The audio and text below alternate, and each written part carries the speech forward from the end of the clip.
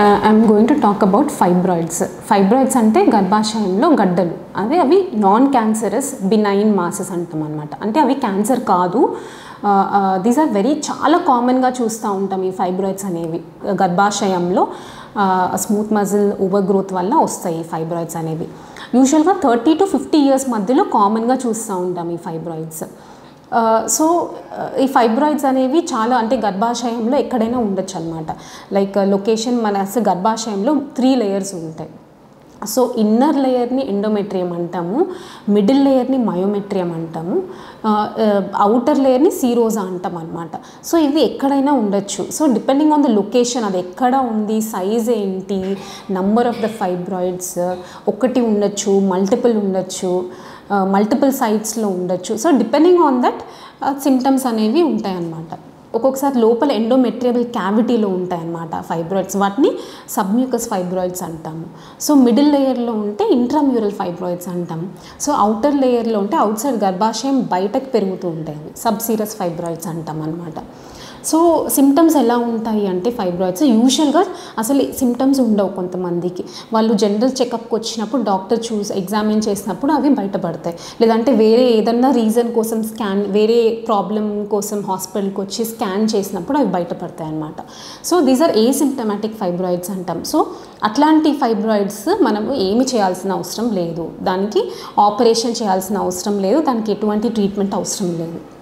So కొంతమందికి they have కొన్ని symptoms ఉంటాయన్నమాట. ఎస్పెషల్లీ ది సబ్మ్యూకస్ ఫైబ్రాయిడ్స్ అంటే ఇన్నర్ లేయర్లో ఉంటాయి కదా, ఆ fibroids will cause more symptoms.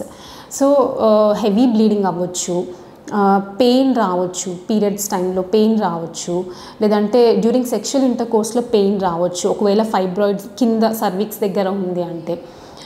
Are కొంతమందికి ఇంటర్మెన్స్ట్రల్ బ్లీడింగ్ అవ్వచ్చు, అంటే పీరియడ్కి మధ్యలో బ్లీడింగ్ అవ్వచ్చు, అదే ఇన్ సబ్మ్యూకస్ ఫైబ్రాయిడ్స్లో.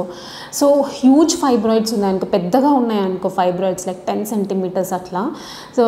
So they can cause pressure symptoms అనమాట. ప్రెషర్ అంటే ఒత్తిడి పడవచ్చు వేరే ఆర్గన్స్ మీద, లైక్ బ్లాడర్ మీద అంటే మూత్రపిండం మీద ఒత్తిడి పడితే యూరినరీ సిమ్టమ్స్ ఉండొచ్చు. లైక్ ఎక్కువ ఫ్రీక్వెంట్గా యూరిన్కి వెళ్ళడము, అంటే కంప్లీట్గా ఎంటీ చేయలేకపోవడము యూరిన్. పేగుల మీద ప్రెషర్ పడడం వల్ల కాన్స్టిపేషన్ రావచ్చు, అంటే మోషన్ ఫ్రీగా రాకపోవడము, ఇవన్నీ ప్రాబ్లమ్స్ ఉండొచ్చు.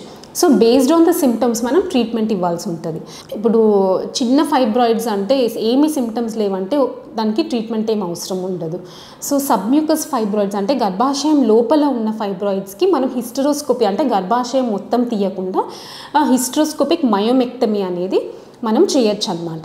సో ఒక్కొక్కసారి ఇట్ కెన్ కాజ్ ఇన్ఫర్టిలిటీ, అంటే పిల్లలు కలగకపోవడము రేర్గా. ఒక్కొక్కసారి అది location of the fibroid fallopian tube దగ్గర ఉన్నట్లయితే అది ఫెలోపియన్ ట్యూబ్స్ని బ్లాక్ చేయొచ్చు. సో ఇవన్నీ సో వీ కెన్ రిమూవ్, అంటే పిల్లలు లేరు యంగ్ ఉమెన్ అయితే మనం గర్భాశయం తీయకుండా ఆ ఫైబ్రాయిడ్ ఒకటి రిమూవ్ చేయొచ్చు. ఏదర్ హిస్టరోస్కోపీ ద్వారా అయినా లేదంటే లాప్రోస్కోపీ ద్వారా అయినా మనము ఫైబ్రాయిడ్ని రిమూవ్ చేయొచ్చు. ఫర్ ఎగ్జాంపుల్ అది ఓల్డ్ ఏజ్ అంటే more than 45 years multiple fibroids ఉన్నాయి అండ్ సిమ్టమ్స్ ఉన్నాయి అంటే మనం గర్భాశయము ఇంకా ఫైబ్రాయిడ్ మొత్తం రిమూవ్ చేయాల్సి ఉంటుంది. సో ఎక్కువ ఈస్ట్రోజన్ ఉండడం వల్ల ఈ ఫైబ్రాయిడ్స్ అనేది రావచ్చు. కొంతమంది లావు ఉన్న వాళ్ళలో కామన్గా చూస్తూ ఉంటాం ఈ ఫైబ్రాయిడ్స్. లేదంటే it can run in families. So వాళ్ళకి మదర్కి ఉంది అంటే వాళ్ళ డాటర్స్కి సిస్టర్స్కి కూడా ఉండే ఛాన్సెస్ ఉంటాయి అన్నమాట. సో ఈ ఫైబ్రాయిడ్స్ అనేవి it can shrink in size, అంటే మెనోపాజ్ అయిన తర్వాత అంటే పీరియడ్స్ కంప్లీట్గా స్టాప్ అయిన తర్వాత అవి ఫైబ్రాయిడ్స్ గ్రాడ్యువల్గా ష్రింక్ అయిపోతాయి. And sometimes it can grow in size also. ప్రెగ్నెన్సీలో ఒక్కొక్కసారి అవి పెరగచ్చు అనమాట. సో అన్ని ఫైబ్రాయిడ్స్ని రిమూవ్ చేయాల్సిన అవసరం లేదు. Okay, thank you.